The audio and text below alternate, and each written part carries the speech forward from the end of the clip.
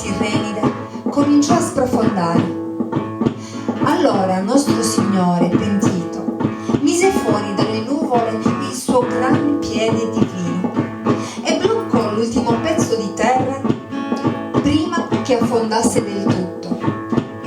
Così nacque la Sardegna, con la forma dell'ombra di un piede, il piede di Dio.